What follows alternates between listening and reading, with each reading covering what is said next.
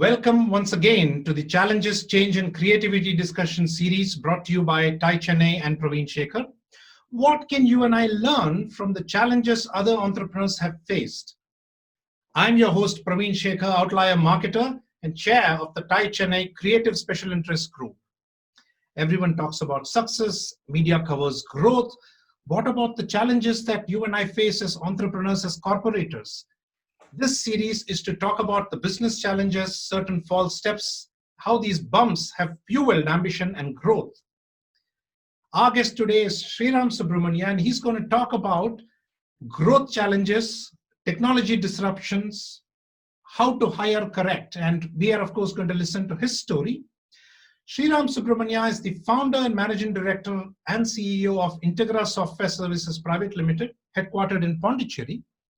Sriram has guided Integra from a 5-member team in 1994 to a 2,000-plus employee organization today, with offices in 10 cities across 6 countries. Sriram is a past chairman of the Confederation of Indian Industries, Puducherry. He's a member of the CII National Startup Council and a member of NASSCOM, obviously a charter member of TiE Chennai, which is why he is here, and a participant in a lot of other industry bodies. Sriram was featured by famous author Rashmi Bansal in her book, Take Me Home.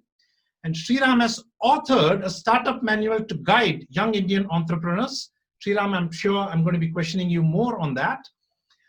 On the non-corporate front, he has started the Sriram Charitable Trust, a non-profit organization through which he gives back his personal wealth, benefiting thousands of poor, sick, and underprivileged in the society. Sriram has also started his own organic farm as a model farm and is very active in afforestation activities. His farm has a private social forest and an arboretum of native trees. Sriram is an angel investor, having invested in more than 30 startups. On the personal front, he loves playing table tennis, swimming, and has a keen interest in Carnatic classical music. Sriram, it is our pleasure to invite you. Welcome, welcome, welcome. Thank you, Pravin. This video series you are doing along with the TiE Chennai is a great initiative. My appreciation to you and TiE. Sriram, I'm quite curious to know about your journey from college to 5 to 2,000 resources. So please walk us through a bit of that history.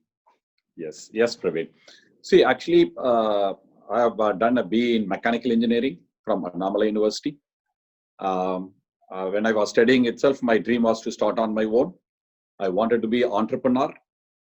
And after graduation, I met a lot of people to get their perspective, whether I have to start now or later. Then a lot of people advised me that I should start after getting at least 5 years of experience. Then only I should start the company. I have taken their advice and joined Auto Ancillary Unit in Chennai. And I have got around 8 years of experience there. So I was in Chennai, Bangalore, and Pondicherry. For Pondicherry and Bangalore, they selected me for the Greenfield project. So I was involved from scratch, setting up the entire factory, getting license, installation, and running the plant. And later they put me in charge of the plant as well. So I got that semi-entrepreneurial experience during that journey itself. Then after 8 years of experience, I've resigned and I've started exploring. So various options. So 3 options I have looked at. So one is auto ancillary options, which I had a previous experience. The second one is auto agro-based industry. So since I was from agriculture family. Third one is IT industry. It's a sunrise industry at that time. So we have looked at all the 3, met a lot of people. Then they advised me to look at IT industry. IT industry, it's a ocean.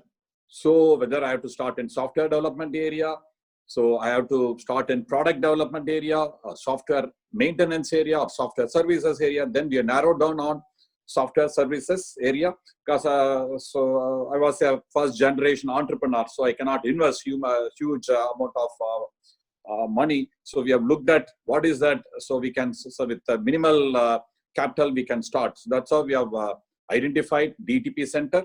So we have started in Pondicherry. So there is a major requirement at that time. We have started that with 5 people, with both myself and my wife, Anu, started this together.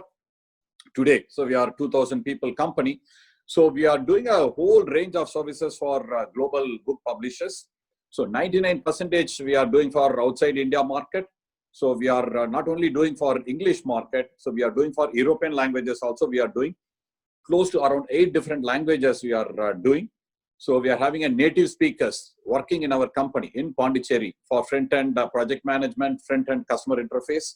So we are using, and we are doing a end-to-end services for publishers.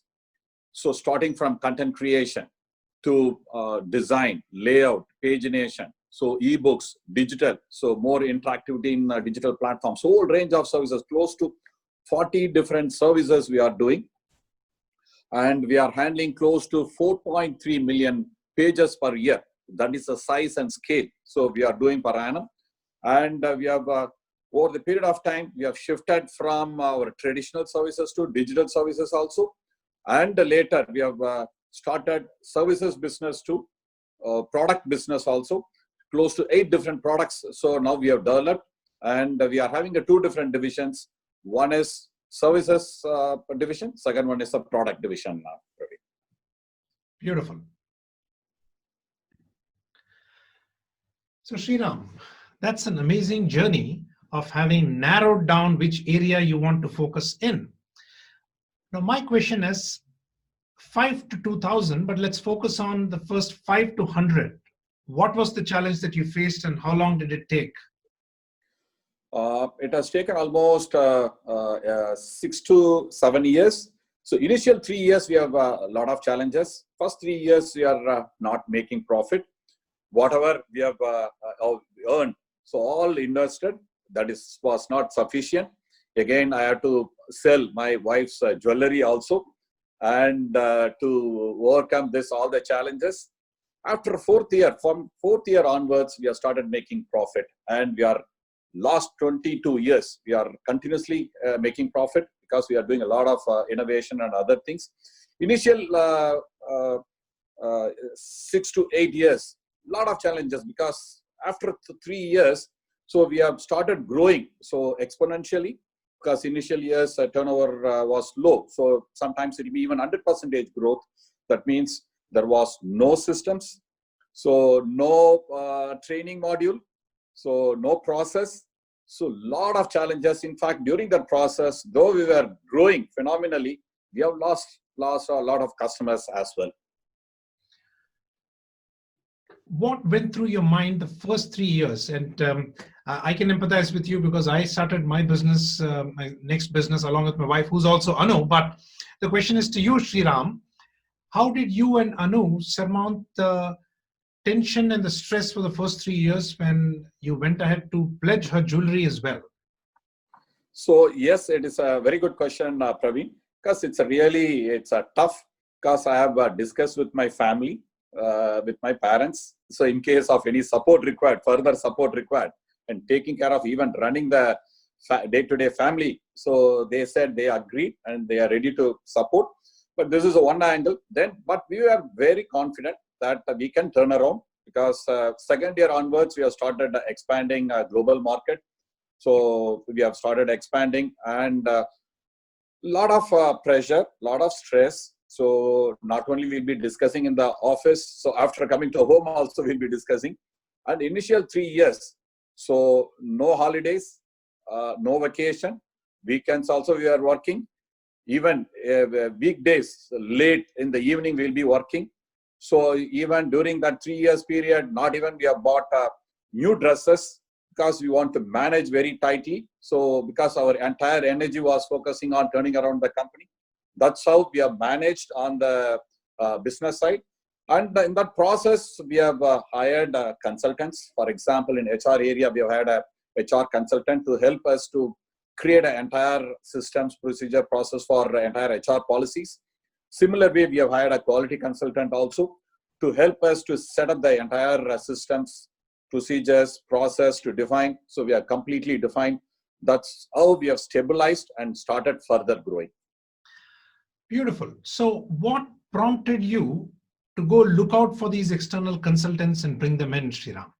That is a key question for entrepreneurs like me, when do we look outside? When do we realize that I don't have the skills in house? When do I get the maturity? And I would love to hear your story here. Yeah. So actually, so if you look at, we have lost a couple of customers, key customers, because of during growth phase, not able to deliver on time, and some quality challenges because we have not trained properly our people. So a lot of challenges we have gone through. So then we have identified, so what is the root cause of this problem? So maybe, so we should have a proper training methodology is required. So maybe training center, our own captive training center required. That is a one angle on the scaling up of the resources. And we are the pioneer in this space. We have started our own captive training center, and we have hired a couple of faculty members also. And we have trained our own people. So we'll look for attitude. And so we have trained our people. So in various areas, level 1, level 2, level 3, and then we have deployed in our company. So that way, so resources competency we have addressed for the initial years. And again, on the quality front, we have defined complete entire processes. So we have defined so close to around 78 different processes, and we have created a clear metrics. So that's how we have created the entire system and processes, both on the recruitment side, HR side, as well as on the production side as well. Right. So when did these consultants come in, Sriram? When you were 100 or 500 or 1,000, when did you bring them in? So maybe around 400 people. So that is our time. So rapid growth started happening. So that is our time. So we have identified no more we can handle. So we have to bring in consultants, as well as we have to hire a lot more competent people externally from the market, and then from even from the different industries we have looked at and then hired, we have brought them into our company. Right.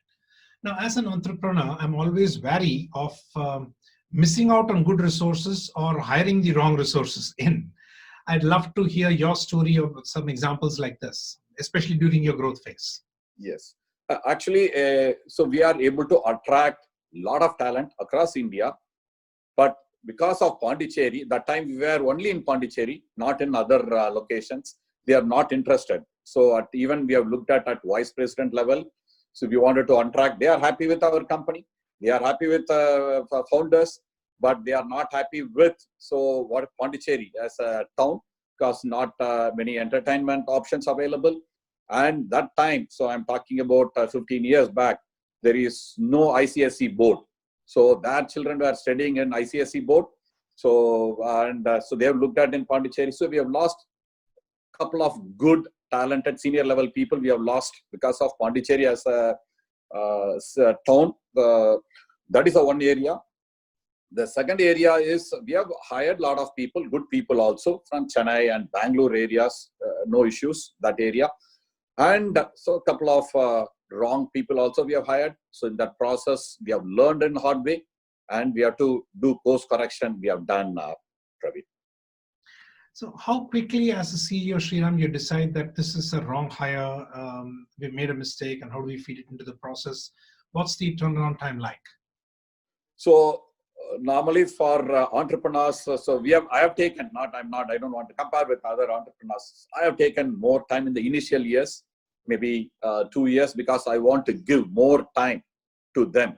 So, and I mentor them, coach them. So whatever possible, see that whether they can able to turn around, and then they can able to align with the speed at which we are growing. So it's not happened. So then we have to ask them to let go. But today and all, because we are, again, still we are growing. So that mediocrity, so that has from 2 years, it has reduced to 1 year now, Pravin. Beautiful message. Don't tolerate mediocrity. Yeah. Give them the chances, but then you will have to cut that through. What other growth challenge? Because when you talk about rapid growth, Sriram, it is extremely inspiring to go from 5 to 100 to 400 to 2,000 and still growing. What other growth challenges did you face? And this entire discussion series is more to learn about the challenges and what can I and the listeners and viewers as entrepreneurs take in, Sriram. So we'd love to hear a couple of more episodes or examples. Yeah, so there was a few years back, maybe around 6-7 years back, there is a digital disruption in our digital transformation in our industry. So we have to set up a new team altogether, new division, digital division. So we have to hire a people, including a digital head we have to hire, because traditionally many centuries. So if you look at the traditional way of learning, so we'll use printed books for learning. So that has been transitioned from printed books to online learning, as well as ebooks learning has happened. It is new for us as well as new for the customers. It's altogether a new territory. So we are, no one has got a knowledge. So we have to hire the team. So we have hired a digital head also. So in that process, we have hired, set up an entire 50-member team. We are doing that business, but we have lost a lot of major RFPs, and we were not growing that time.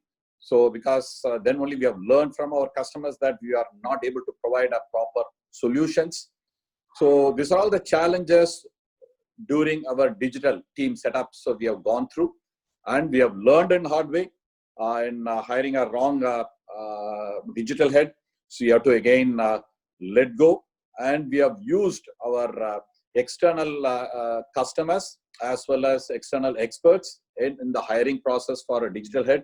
Then we have hired a right digital head, and we are able to turn around the digital division, because otherwise initial 2-3 years, so we have faced a lot of challenges, not grown because of lost major RFPs, lost customers as well, because we are not able to provide a proper solutions.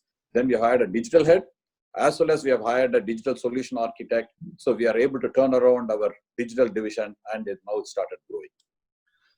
So the digital division that you started is pretty much a startup within your company. Absolutely, that's right, Pravin. Right, and all these experimentation is necessary. And from what you say, you've also made some of your clients a part of your digital division creation journey. Is that right, Sriram? Absolutely, absolutely. So we have taken their input, because we have lost a lot of RFPs. So we have understood from them what are the challenges, problems, because we are dealing with B2B customers. So we have continued to have a good relationship with our customers. So we have requested them to be on board as an advisor, as well as to be for hiring a senior resources, especially in the digital area. So they are all part of our team, and we have hired a right person. That's how we have turned around our digital division. Very nice, Sriram. To me, that is the biggest problem that most of the entrepreneurs face, is once we have a failure, we lose an RFP, we don't want to see the client ever again, to be reminded. But I think it's very brave on your part as a strategy to go back to the same clients and ask why it failed, and ask them to help in building a solution specific to what they are doing. Beautiful. Now, as you chalk out your growth story, how are these challenges being fed in to the newer crop of people that are joining your entity? There is a lot of learning that you are sharing here, Sriram, in terms of hiring strategies or training. One positive thing that you mentioned is you set up your own captive training center rather than depending on somebody else to do it. So how are some of these strategies passed on as newer people join your company? So whatever we are going through, various challenges or even complaints for that matter, from customer complaints. So we are having a system in place. So we are having a central system. It's called a quality management system.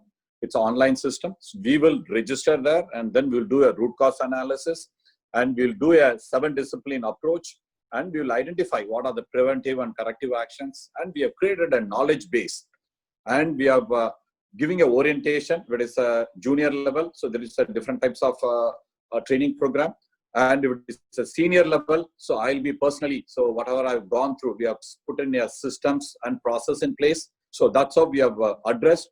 When we are doing this, so we'll be looking at 3 areas. We are doing that root cause analysis.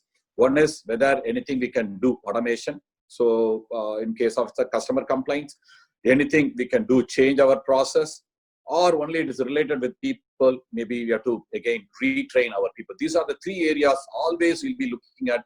So anything we should do. Maximum we'll be looking at We want a system dependent, not person dependent. So that way, so we'll avoid a lot of problems. That's why we will continuously invest in automations as well. Beautiful. Now, the bulk of the listeners and viewers for this episode, Sriram, are going to be in the 50 to 300 people kind of organizations. TiE Chennai, as you know, has a lot of associate members who are either in the startup or in the scaling up phase. So my questions will again relate to, how did you decide on the growth path? Was it based on projects that you decided to go from 50 to 100, 150, or did you then build the team, get it ready as the growth came? I'm quite curious to know your path there. Yeah. So there are 2-3 points I want to address. One is related with the growth as well as entrepreneur. As entrepreneur, we have to unlearn and learn each phases of growth. So when in a startup phase, so certain things we have to unlearn and learn when we are moving into initial phase of growth or continuous phase of growth or rapid phase of growth. Each area we have to unlearn and learn. So we are talking about 100 to 300 area, 300 member team. So I have to unlearn a lot of things because otherwise, so I'll be the bottleneck for the company. So earlier I used to do a lot of work. So I used to do on my own. Anu was also there. So we were doing a lot of things. We have to delegate. So that means I have to unlearn certain things and learn newer roles and responsibilities, skills, as well as personal transition I have to do. So this is what I want to tell to all the entrepreneurs. Each phases of growth, you have to unlearn whatever role you are doing. And when you are moving to the new role, you have to learn the new role. As a human tendency, we always go back to our original role. That is easy for us. So that is a hard, it's very, very difficult. We have to take a conscious effort. So again, I'm telling that unlearn. So our original role, our old role. And when you are moving to, you have to learn new role. You have to learn, unlearn and learn. Brilliant, Sriram. To me, as an entrepreneur, the biggest problem has been in letting go. But if I want to go somewhere else, I'll have to let go where I am, which is what you have concisely put as learning and unlearning. As the company grows, the entrepreneur, the CEO also needs to grow and not become the bottleneck. Brilliant. From the challenges and the change perspective, I've got a whole lot of learning. Realize when you are in a plateau and go ahead, seek external help as you have done in hiring consultants in HR and quality. Invest in process and training, do root cause analysis across automation, process and people, which is a horizontal across any company that we are dealing with for all the listeners and viewers here. Your captive training center is something that I'm taking to heart personally, something to be set up. Do not tolerate mediocrity and go ahead, create and co-create newer divisions. Based on what the need is and what the customer wants are some of the key learnings that I'm taking on as we shift gears into Sriram, the afforestation person. Now, Sriram, I'd love to know, yes, you have an agri background, but where did this afforestation fever catch you? What have you done? How did it start? Yes, so it is my passion. So I want to contribute to the society as well as to the environment. That is the reason. So if you look at, so a lot of climate issues are happening worldwide, and every 5 years, so 1 degree is increasing, 1 degree centigrade is increasing. So we have to do something for the environment. So that is the reason. So I have started planting trees. And if you look at, so initially I've started in my neighborhood, so near my house and my street. That is what I have done. Later I have done in where we are having our office, in that entire road we have done. Third, we have done in one particular village. And later, so I have started doing in our farm. So that is how I have gradually grown, because I want to contribute to this environment. When we are leaving this world, we have to live in a proper shape to the next generation. So that is the main concern. That's how I have started. Not only that, we have done afforestation or arboretum. So we wanted school students and college students to come and then learn. In that process, they can come. So we are having 60 different native trees we have planted. And in our farm alone, close to 4,000 trees are there. So they can come and then learn. That is a one angle. Later, so every year we used to give gift to our customers every year during New Year time. I've decided, so we should do differently. Instead of just giving some unique gift, even more unique gift we have to give. We have started planting trees in their name in our farm, and we have nurtured. Every year we will take a photo and we will create a certificate and with the number, and we'll send it to them every year. It's not a one-time exercise. Every year we are nurturing, and every year we are sending the same their trees and maintain, and we are having a name board with their name, designation, company name, and tree numbers, so that they are able to relate. So when I'm meeting B2B customers, the first thing they'll ask is, so how is my tree is doing? So that is that passion we are able to connect. Not only that, so genuinely we want to give back to the environment. So that is the reason we have started doing afforestation. It's basically a private farm forest we are doing near Pondicherry. Excellent. Extremely heartwarming and inspirational, Sriram. As I mentioned in the introduction, you also run a school. Could you share some details about what the school is about? Yes. So this is a 137 years old school. My great grandfather started. It's in Maduranthakam. We are running 2 schools. One is Hindu primary school for 1st grade to 5th grade, and we have a Hindu higher secondary school, that is 6th grade to 12th grade.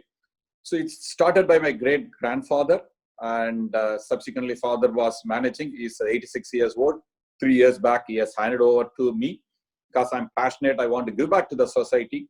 So close to 1,100 students are basically underprivileged students are studying there. So we are not charging anything, and so we are every year. So we are expanding our school also. We are attracting more students, especially for the underprivileged, because now so English medium is critical. So now last year we have started English medium school also, and it's a government aided. And the rest all we are managing entire infrastructure and other things. So we are funding. We are passionate about that, and then we want to expand. We want to attract even more students, so that we are planning to create next 10 years. It's a model school in our district. Excellent, amazing initiatives, Sriram. And I believe in the principle of give more to get more, and you have implemented it in trees in the future of the country, and that pretty much helps Integra grow a lot further. Thank you very much. I'm saying it through osmosis, but I'm extremely privileged to be a fellow charter member in TiE Chennai along with you. And hopefully we will organize a trip for some of our charter members and associate members to come down to your farm and be directly inspired with the touch and feel there. To finish off, Sriram, I would request you for a book recommendation. Okay. So actually I've read Good to Great by Jim Collins. So, and I'm impressed with whatever research they have done. And especially if you look at, they have done extensive research. So both Jim Collins and their team, and they have identified around 11 companies, and they have identified good company to great company with a very, very strict benchmark. And they have looked at 15 years period. So they have done extremely well with the various criteria. That's how they have selected that 11 companies. And they have studied further on that. So they have identified a pattern of behaviors for the individual people as well as for the company. They have at very high level, they have identified 3 major areas. One is disciplined people. That is one. Second one is disciplined thoughts. And the third one is disciplined actions. Each of the areas, so they are talking about two major points. In the disciplined people, they are talking about level 5 leadership, and they are talking about first who, then what. So if you little more elaborate on that, so if you level 5 leadership, they are talking about personal humility and professional will. So that is one of the major points they are talking about. And setting up successor for success. So after that CEO resigned, so they want to set up a good successor. So that is a second point. And third point they'll talk about in that particular area is windows and mirror. So whatever we are achieving, so we have to look at windows, that is outside. we have to give a credit to our team. In case of major challenges, major failures, so you have to look at mirror. So that means you have to take that all the failures and challenges. So, and you have to take that ownership and then you have to drive. This is what I have liked in the level 5 leadership. And the second one, they are talking about first who, then what. And if you look at who should be on the bus, so that is they are talking about who should be off the bus. So that means what are the right competent level 5 leaders should be on the company. We have to identify. So we should be very, very strict on that. Then only we should do how part we should, what part we should look at, either structure or process or strategy, whatever is there, then only we should look at. Coming to the next one, disciplined thoughts, they are talking about confront the brutal facts and hedgehog concept. And the last one is disciplined actions. They are talking about culture of discipline and technology accelerators. This is what they are talking about. So I like this book. I think a lot of very good research they have done, and they have picked up from the best 11 companies. And it's not a 5 years of success. They have moved from good company to the great company, and they have sustained over the period of 15 years.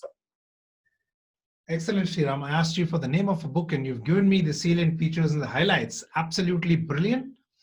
At this point, I'd like to thank you very much for volunteering your time, knowledge, and sharing your journey with us, Sriram. On behalf of TiE Chennai and myself, Pravin, thank you very much, and we look forward to continue our interaction. Yeah, thank you very much, Pravin. My appreciation to you and TiE Chennai for this great initiative. All the best. Thank you. Thank you.